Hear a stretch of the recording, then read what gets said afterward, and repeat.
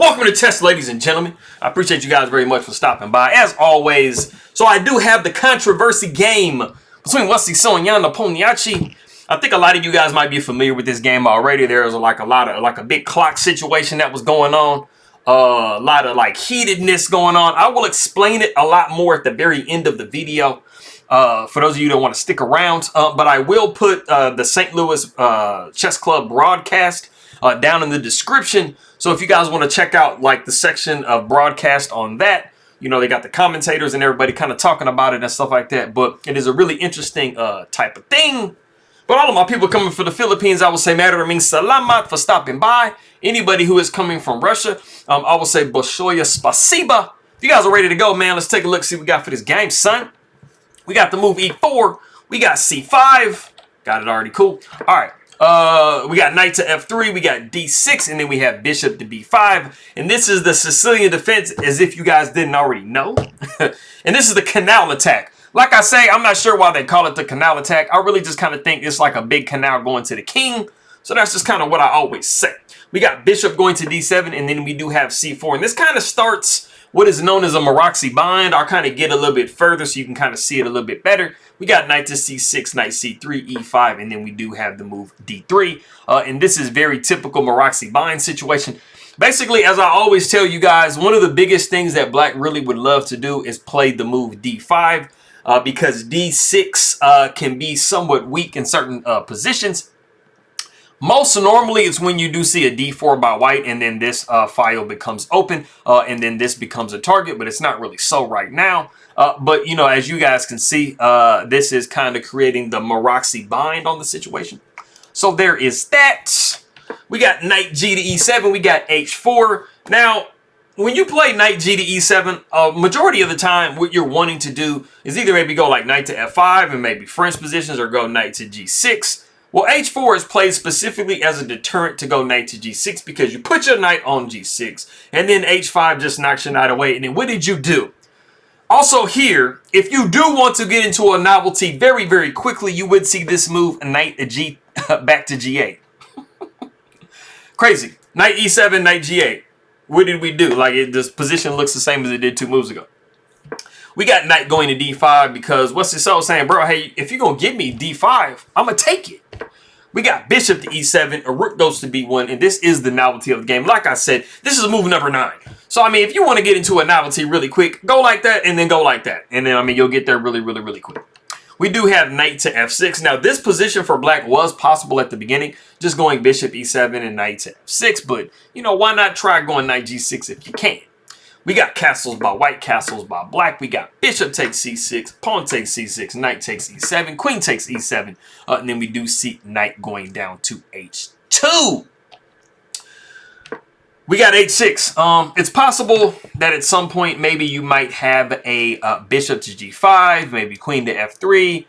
On a good day, you might see something like this, just adding a lot of pressure to the king side. If you can kind of get this king side ripped open a little bit, you might have a little bit of an attack rolling. But we do see H6 basically saying we're not doing any of that though, bro. We got the move F4, so kind of like King's Indian type situations where you push an you know, like an F5 or F4.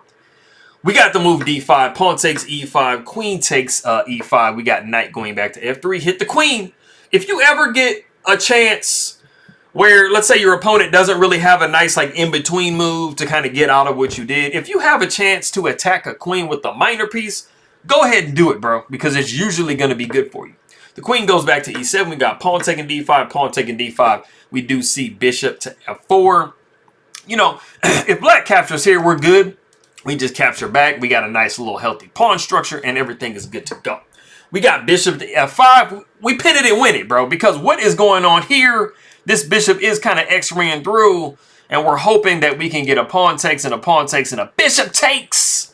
Because a bishop is less valuable than a rook. So that's what we're hoping for black. But, you know, Wesley is like, bro, are you looking at me? Like, what does it look like I am to you, bro? Anyways, we got rook to C1, rook F to E8, rook to E1. It's always beneficial to try to attack a queen, like I said. Attack it with any piece that you want, except the king. Do not attack a queen with the king. That's just not going to work out. We got queen sliding over to B7. Rook takes with check. We got rook taking with check, and we have B3. Of course, queen to B7 was hitting B2. We don't want to just hang pawns for no reason. We got d4. We got queen to d2. Knight goes to g4. We are dreaming, and it does end up happening at some point later in the game that we do see knight going finally to e3 and outposting itself on that beautiful, beautiful square. We got rook to e1. Rook takes with check. We got knight taking. We got queen over to e7. Knight goes back to f3. We got f6. We definitely don't want a situation where a knight starts to kind of infiltrate into this position, going something like so. No, I'm playing. It wouldn't be making all those moves, bro. We got f6. Queen goes to e1. We got queen back to d8. So one of the things about the position that you have right here is, you know, attacking chances actually go quite a bit down. Now, I mean, this is a good position for black, but if you trade on e1, you basically kind of like smooth the game out a little bit, and it makes it a little bit more even. So if you want to have some tactics, if you want to have some winning chances, you definitely want to keep like rooks and queens and things like that on the board. It does make the game a little bit more difficult for your opponent, and it just gives you more options. But like I said, we did see queen to d8, just you know, avoiding that trade. Queen goes to e2. We got g5, pawn takes, pawn takes. We do have bishop going back to g3. Now, we do still have queens on the board, but you do want to kind of start to get yourself in positions where you're improving your king's position. So we see Jan Nepomniachtchi going ahead and going king to f7. We got knight to h2. Knight goes back to h6. We got knight back to f3, and we don't repeat. We got king going to g6. So you see that black is really kind of starting to get their king into the mix a little bit. You do have to be careful, though. Bishop goes back to e1. We got a5. We got a3. Knight to g4. We do see b4, pawn takes, and then we do see a4. Now, this is actually one of the best position or best moves in a position, but it does somewhat kind of isolate your pawn. After we see the move b5, like I said, it was one of the absolute best moves in the position, but it does kind of somewhat make this pawn a target, and we're not going to be pushing to get a touchdown anytime soon, so that is that. We do see bishop to b4, and this just hits the pawn immediately. We got queen going over a8, and then we do see queen going to a2, and as you can see, I mean, you're not going to be able to save this pawn, but you do have definitely some good counterplay if you are black. We got queen going to e8, queen taking a3. The queen does come down to e3, and this is check. And like I said, I mean, black has some really good counterplay. Like I said, this knight is going to live their dreams at some point coming up. The king slides over to h1. We see queen down to e2. Queen goes down to c1. So what's happening here in this position is, yes, you have gotten a pawn all the way on the queen side, but the attack and the meat and potatoes of the position is in the middle of the board.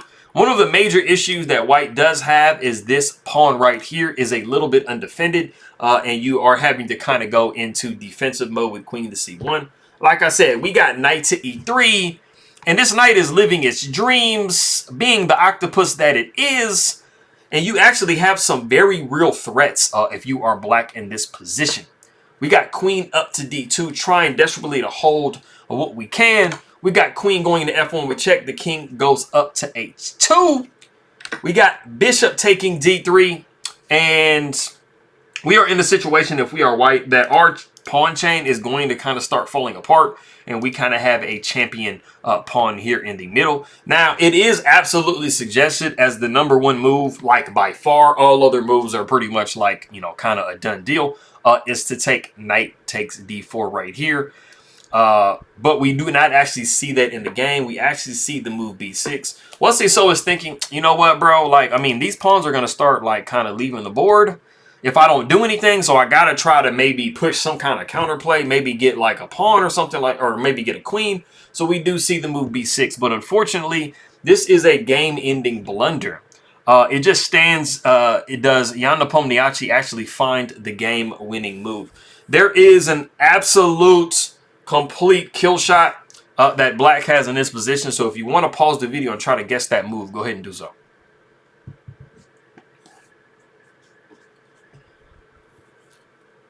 Okay, so like I said, black has like a knockout blow here, and it's a very like elementary tactic that some of you guys probably are familiar with, probably most of you guys are familiar with, and it's basically disconnecting like the line of sight, like in a defensive situation. So as you look at the position right now, you see that white is holding, like g2 is checkmate. Queen takes g2 is checkmate. If black can manage that, right? Is there a way for black to manage that? Well, like I said, you got queen protecting g2 for now, but is there a way to try to disconnect the line of sight for this queen on d2 with the g2 pawn? And if you have come up with bishop to e2, you would be absolutely correct. There is really nothing that can be done in this position. The best thing that you can do is actually go queen takes e3. This is the only way to put off checkmate. So this is a really, really nice move, but it was not found by Jan. They got about like 15, 20, 30 seconds in this position, so they're kind of playing like on fumes a little bit. So this is just what happens when you play like really, really fast games. We actually see bishop to e4 in the position, and this definitely, I mean, really kind of lets Wesley So off the hook. You know, it's not like it's winning or anything for Wesley, but it definitely has relieved a lot of the pressure in the position.